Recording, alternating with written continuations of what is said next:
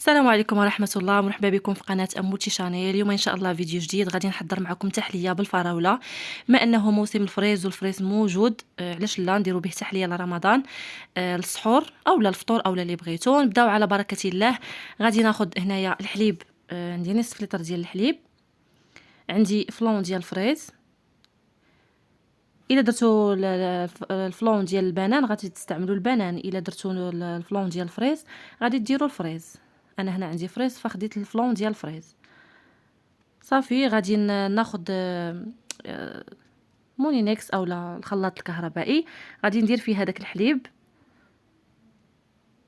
كيكون الحليب بارد بطبيعه الحال ماشي سخون.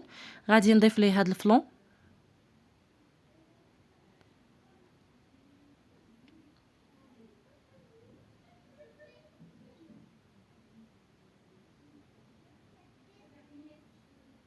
غادي نفرغه فوق من هذاك الحليب.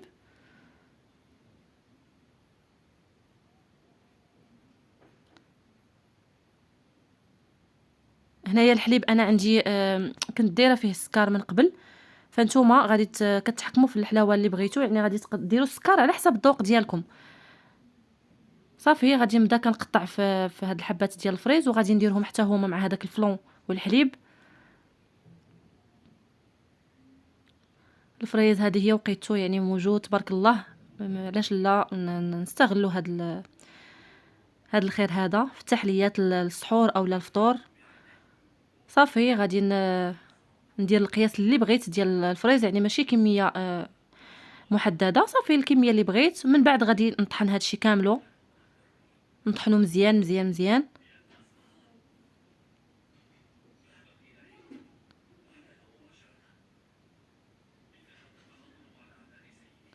انا هنايا خليت لكم الفيديو، يعني ما قطعت، ما زربت، ما قطعت حتى حاجه باش تشوفوا الطريقه.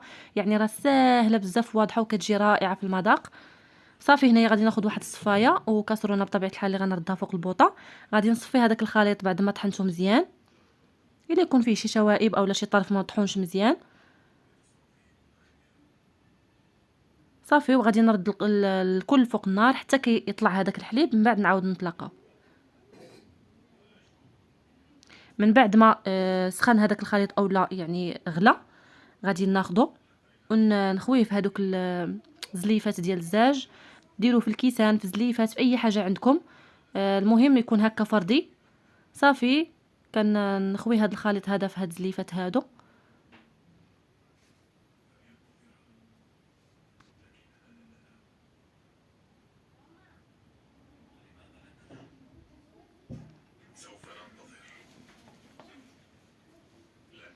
صافي من بعد ما كنعمرهم غادي ندخلهم للثلاجه حتى كيبردوا مزيان.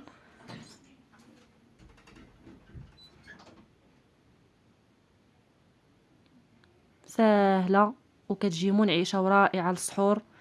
صافي كيف ما قلت لكم غادي ندخلهم للثلاجه يبردوا مزيان ونعاودوا نطلقوا باش نزينوه. هنا بعد ما يعني بردوا مزيان في الثلاجه، هانتوما كتشوفوا راه ما كيسيلوا ما حتى حاجه. غادي ناخذ هاد الفريز اللي بقى عندي، غادي نقطعو طريفات،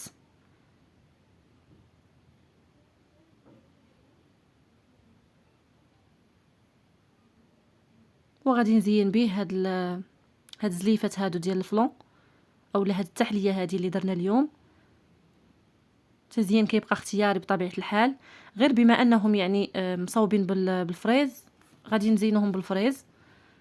كنتو درتوهم بالموز اولا البنان غادي تزينوهم بالبنان. درتوهم باي نكهه كتزينوهم يعني بشي حاجه بحال المذاق، بحال المذاق ديالها.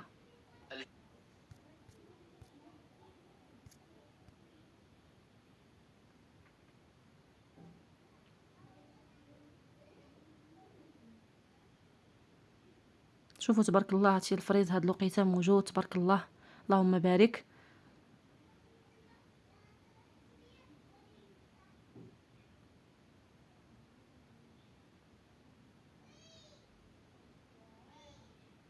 ان شاء الله غادي نبقى نشارك معكم تحليات لهذا رمضان، يكونوا بساط بساط بساط ويكونوا ساهلين وفي نفس الوقت منعشين، يعني تسحروا بهم.